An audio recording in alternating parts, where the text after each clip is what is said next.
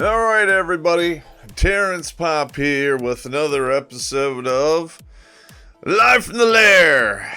And today, I'm going to cover a subject that I find very reprehensible.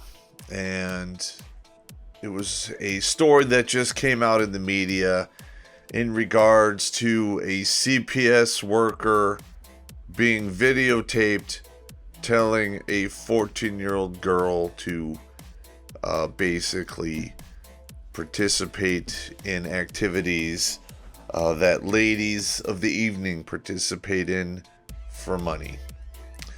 And she got fired. It went viral. And there's a big, well, I shouldn't say it's a huge backlash. It's very little. In my opinion, it should be a lot more.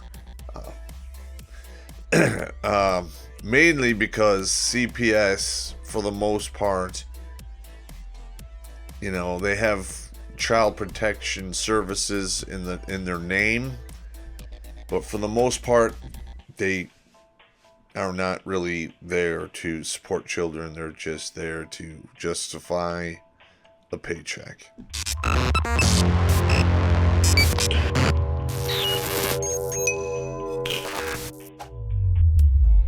In my travels, I've had probably a good half a dozen soldiers have issues with CPS, and it was really a huge nut roll to unfuck the whole thing.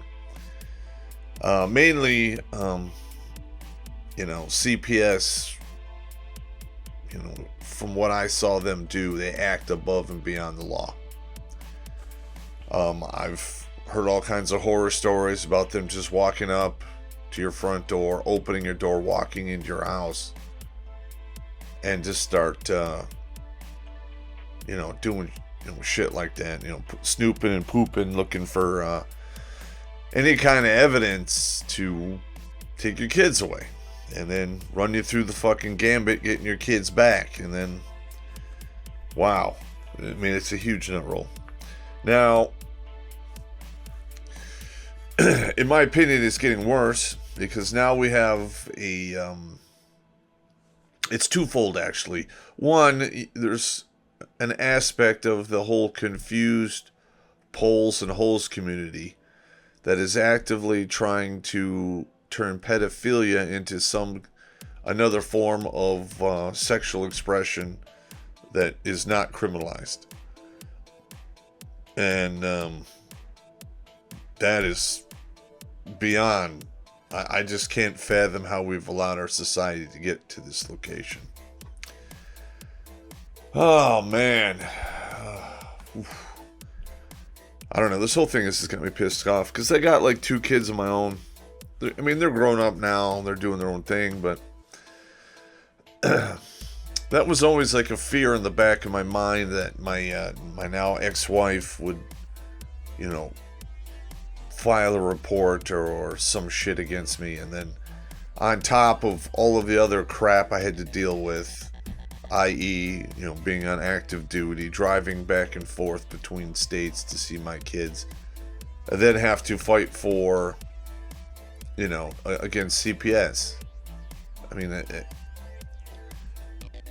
mean, I was always at fear of that, and I'm glad it never materialized in my life. And a lot of people out there are like, well, you know, you don't abuse your kids, you have nothing to worry about. Well, in a perfect world, yeah. In a perfect world, socialism works, where everyone is totally cool with sharing their hard-earned income and surplus with people who don't fucking want to work. All right. So, let's just go through this, shall we? This is on InfoWars, so you gotta bear with me here. I know a lot of people out there like, well, InfoWars is discredited. And, that guy's just a crackpot. And for some things, I would agree with you. But it's really weird how nowadays it seems like a lot of his wazoo off the wall predictions are now coming true. But hey, what do I know? All right, but anyway, there is a huge undersection or underpinned problem in the national CPS Child Protective Services racket that we're running. Um, Especially when you have to hire people on quotas, your quality of performance of the people you hire goes way down. I.e., just look at the military now. It is going to shit. That's another subject. I've touched on it several times. Not going to talk about it here. Oh my God. But, and what is it? I remember stories back in the day of kids going into foster care and then just disappearing, never to be seen or heard from again. There's all kinds of kids that go into the foster care system who are basically fast tracked to go right to prison as soon as they turn 18. Especially if you are a male and you're in the foster care system, the minute you turn 18, your funding is cut off. You are on your own. And I knew lots of guys who went into the army or the military simply because they turned 18 in the foster care system and they had nowhere else to go. All right, what do we got here? Let's see. Now, if you look here, this is just a simple Bing search here.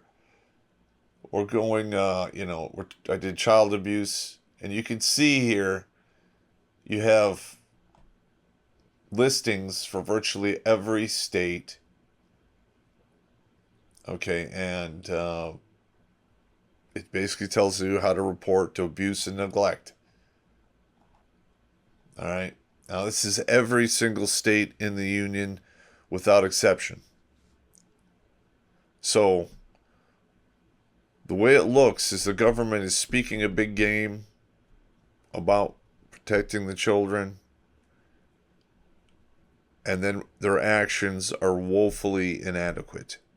They are radically short. All right. Here's the next one here. This is, I did a search here for CPS took my kids. All right. And look at this. There's just pages upon pages of horror stories and instructions on how to get your kids back, how to, fight CPS and all that other stuff. Because quite frankly, once they show up at your doorstep, even if it is completely fraudulent, they are not leaving unless they find something. Okay, and typically that's going to cost you a decent chunk of change. All right. And again, CPS workers, they enjoy that curtain of qualified immunity. Just like everything, all the other individuals in our government who can willfully, take your property, have you in prisons, violate every single right you have, and then get away scot-free because of qualified immunity. Yeah, that's really, it's not going to get any better for these people. And then here's some link. I did a search here for links on how to sue CPS. All right, so we have CPS is basically a tax-funded system that violates your constitutional rights, has unlimited power, and then maybe, just maybe, you have an outside chance of actually suing them for their fun and games that they do. What's this one here? All right, and here's how to fight problems with false accusations. Now, I cover this in administrative violence because, quite frankly, getting the CPS involved while you're going through a custody issue, not necessarily a bad thing for you if you don't have custody of the kid. All right? And it just turns up the pressure more on the custodial parent. And I'm not going to go into a lot of detail here. If you want administrative violence, it's still for sale. Get it and get up to speed. All right, now here are some of the stats here for foster care stats. Here we go.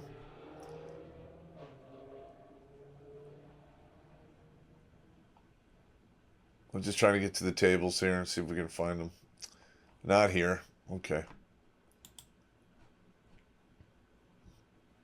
What is this one here?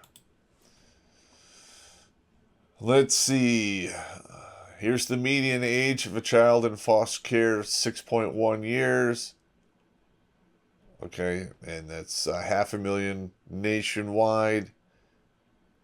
18 to 38 of foster students who finish high school choose to attend higher education, and most of those are women. There are no programs for men children. Sorry. See, foster kids are suspended and expelled from school 3 times the national average. They're less likely to graduate high school. Okay, between 2 and 10% of foster care alumni have bachelor's degrees.